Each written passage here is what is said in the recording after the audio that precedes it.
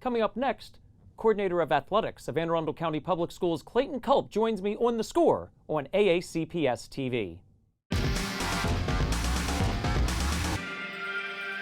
In honor and memory of my mom, Dee Baker, I'm Wiley Baker, and welcome to The Score, where Athletes in Action features a specific team at an Anne Arundel County public school.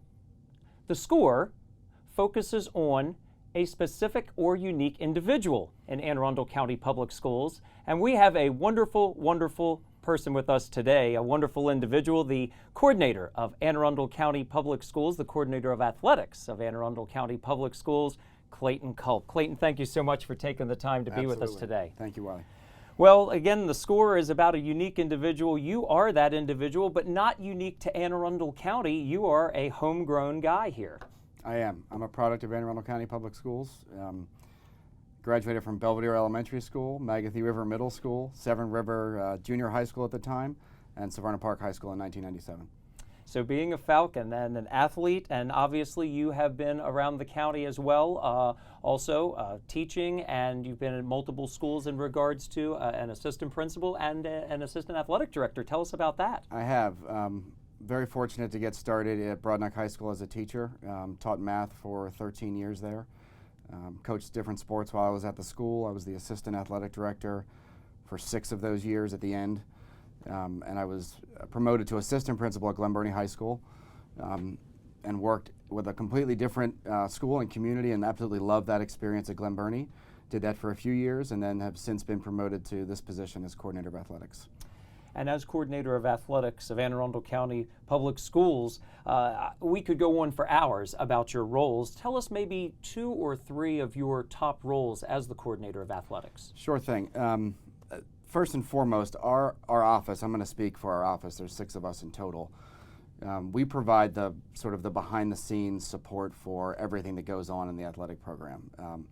We're 4 or 5 layers from the student athlete, but we do the contracting for coaches, we do the training for athletic directors, we do transportation, we do scheduling, we do rules interpretations. We make sure that we have officials at our events. We make sure that principals have the information that they need when it comes to anything coming out of the athletic world and the athletic office. So what our staff does here at Central Office is provide all of those things that are behind the scenes that allow our athletic program to exist. And ultimately give our athletic directors and our coaches as much that we can possibly give them to make their program successful for their student athletes. And I'd love to give you the opportunity to brag on your department and as the coordinator of athletics. I mean, the athletics department here for Anne Arundel County Public Schools is second to none. Well, I appreciate that. We're lucky we have a superintendent that's very supportive of athletics. We have a school system that is. We have, generally speaking, some of the best resources in the state. Another thing I was going to mention to your first question, another role that we play is to provide the representation at the NPSSAA level. Mm-hmm. So 18 of our sports subscribe to the NPSSAA, and we provide representation at all of the state sport committee meetings, at the executive council meetings, and all the things that happen at the state level to make those state tournaments exist and the state championship program exist. But getting back to this question, we're very lucky to have a supportive county and a supportive superintendent, and sure. As a result of that, we're able to do some really unique things in this county. We're particularly proud. I'll give you one example right now. We have a student athlete advisory council where I meet directly with athletes from each of our 13 schools and try to get voice right from them about their feelings on a variety of topics in athletics. We started that last year. And quite frankly, we started it as a sort of a tag on. The superintendent has a committee of his own where he meets with students from around the county. And I heard about that as the athletic coordinator and wanted to sort of run with that in athletics. So he's been supportive, and my other staff have been great in getting that going. And we meet with those athletes 5 or 6 times a year and talk about the bigger picture of what we're doing in the county and with the program. Elaborate a little bit on the student athlete, and I know you are huge on the student part before the athlete part, and that has become first and foremost here in Anne Arundel County. We certainly believe that and want that from every student that's in our program. They are students first. They should be. Our coaches should be teaching that way, and anyone in leadership should be understanding that premise. We try to run an education-based program where we really understand that it's much more about teaching life lessons than it is about winning a game, getting to a state championship, playing at the next level. A lot of our athletes do play at the collegiate level in this county. We've got some great talented folks that are involved in athletics in Anne Arundel County. But it's not about that, certainly not for me, and it's not the message. The message is, what can athletics do to teach kids life lessons? Well, we've had some of these student athletes that have gotten also academic scholarships, Absolutely. as well as athletic scholarships, and then they have to make a decision. What a tough gonna- problem. Absolutely. So that's wonderful. Yeah, and the grade point averages continue to go up in this county. When we do our Athletes in Action show, we hear all the time about these athletes and these teams competing against one another at their individual schools as they want to be the team with the highest grade point average. Yes, that's a great thing. Talk a little bit. You have to deal with a number of athletic directors. They're all wonderful. They all have wonderful personalities. They're unique in their own ways. How difficult is it to get that room of athletic directors to kind of all come together as one? Well, I don't know that I would probably pick a different word than difficult, but I appreciate the question. Each athletic director in their building, as you mentioned, is the only person that does that job, and they could fully understand their role. And having gone through that path myself as an assistant athletic director, when you're teaching, there's another 100 teachers in the building that can sort of at least understand what you're going through as a teacher. Assistant principal, there might be 5 or 6 of you when you're the athletic director, there's one of you in the building. And you're responsible for 23 sports. You're responsible for hundreds of athletes. A great deal of what you do is after the bell rings at the end of the school day. Really, I say our day starts at 3 o'clock and ends at 10 o'clock in terms of the events that we put on and the time that's associated with when practices occur and when coaches are there. So not difficult. Our athletic directors bring a lot to the table. They bring their individual personality as well as the personality of their community. So the needs of the athletic program at Glen Burnie High School are quite different than that from Southern High School or Broadneck High School. But we meet monthly with the athletic directors, and we go through the nuts and bolts of the logistics of running the program as months go by and seasons go by. But I also try to provide time for us to talk about best practices and situational things that have come up and how can we learn from each other, because Ray Bowen at Southern can learn something from Kyle Hines at Glen Burnie, even though they're in 2 different places. And our group, I'm very proud to say, works well together, and I would stack them up against certainly any county in the state in terms of our cohesiveness and our ability to really come together as a group and represent the county that way. And so much happens behind the scenes. These athletic directors put so much work in. Everybody sees game day, similar to a football player. Everybody sees game day, but nobody knows what happens on the other 6 days. But these athletic directors put in so much groundwork. Talk a little bit about what might go into, you were an assistant athletic director, what do you and the athletic director talk about as it starts to come upon the fall season and the beginning of the school year? Sure, this is a prime example of this particular school year, because we started athletics on August 8th with a county-wide meeting for athletic directors and head coaches.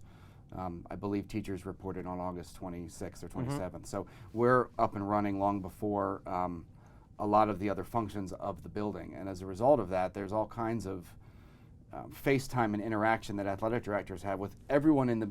So an athletic director is not just working with their coaches, they're working with the custodial staff, they're working with administration, they're working with the local police, their SRO, they're working with the Boosters Club, doing all of these things to get ready for the events that you mentioned. And often we have things to deal with. So weather changes games or postpones them. Heat. We may have a heat issue and have to adjust practices or implement a part of our regulations on how we manage heat when the heat index gets too difficult or strenuous for athletes to participate at a normal level. And that could be an example of a last minute thing that an athletic director is doing, not on a game day, but on a practice day, where they have to implement a change.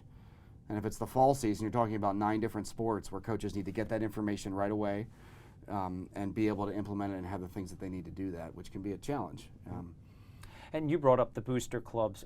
We have some of the best I have ever seen. I mean, so many people who contribute. I mean, there are a lot of parents and families that contribute, but the booster clubs are phenomenal in Anne Arundel County Public Schools. They are.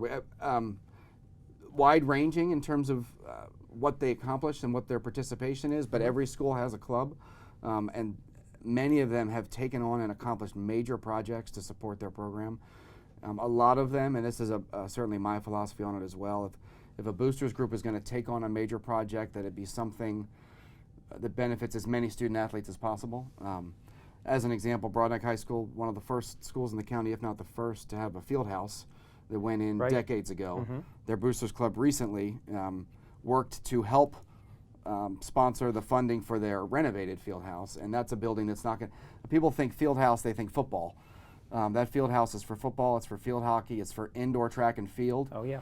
It's for boys and girls lacrosse. It affects a lot of student athletes, and that's an example of something we would love, and we do see from our boosters all the time, where they sponsor larger projects that impact as many athletes as possible. And the booster clubs help the booster clubs. Another example of that is Severna Park High School helping Old Mill High School and revamping their press box. Absolutely. And we see all kinds of renovations throughout Anne Arundel County this year. And do you mind if I just real quick on that point? Of course, yes. I'm glad you asked that, because Severna Park for 4 years, as you know, has been going through the transition of their building, and that it goes back to your other question about the group working together.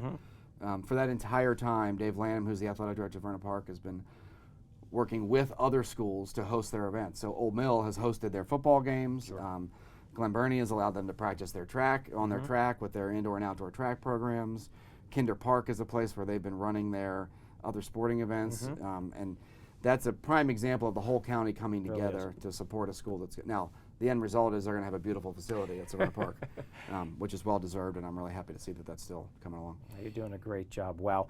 And I guess I kind of want to wrap up in the roles of the trainers. We talk about the athletes. We talk about everybody who puts these sporting events together. The trainers have been just spectacular in making sure to keep these athletes as healthy as possible. They have. I would argue that having trainers is the single most important addition we've put in our program. And in one the for last each 10 school years. now. Absolutely. The impact that person has on a program is enormous. It can't be understated. It gives coaches and athletic directors a peace of mind that we didn't have before that. Now, coaches still get trained in care and prevention and concussion protocols and first aid, CPR, all of those things, but to have a trainer accessible, and if they're not right there with them at that practice or game, they're certainly one call or text message away at every high school, is an enormous gift. We're very fortunate to have had them in place for a while in Anne Arundel County, and we're excited to keep that going. We have ATI at 6 of our schools and MedStar at 6 of our schools, and they both do a great job for us. Well, you all have done such a great job here at the Board of Education with the athletics department. This is just going to continue to grow. More things are coming up in sports, more schools growing, groundbreaking, This is true. that type of thing. I know you're really excited about that. We are. Crofton High School is coming. That'll change our dynamic going to another school in terms of scheduling and everything else. It'll also be great for that community. And my understanding is Old Mill and their complex is going to be next after that. And we're going to keep going with adding schools, and that'll be a big positive. We have about 60 seconds left, but I wanted to ask finally, actually say, what a great job with the Anne Arundel versus Howard County matchups. So exciting to everybody in Anne Arundel County, and of course with football being able to play out of county games. I'm really happy about that program as well.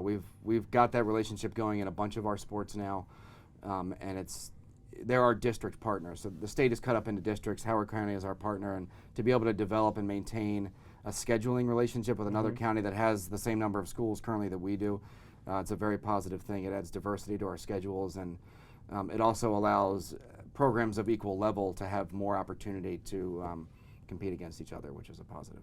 Like I said, I'm sure we're going to miss some people between Brian and Bruce and Chrissy and Kay and everybody up there upstairs. And Anna and Megan. And Anna and Megan, and I'm sure many, many more. Yes. Thank you so much for all you do, Clayton. Again, I'm with Clayton Culp, Coordinator of Athletics of Anne Arundel County Public Schools, and I thank you for taking the time. It's been a wonderful talk here on The Score, and we look forward to seeing you out at a lot of sporting events this year. Thank you, Wiley. Thank you so much. Again, that's Clayton Culp. He is the coordinator of athletics of Anne Arundel County Public Schools, and we thank him for joining us today. As for me, I'm Wiley Baker. I'll talk to you on the court, on the field, or on the air. And when we check out The Score, once again, on Anne Arundel County Public Schools Television and on the Anne Arundel County Public Schools YouTube channel. Have a wonderful day, everyone.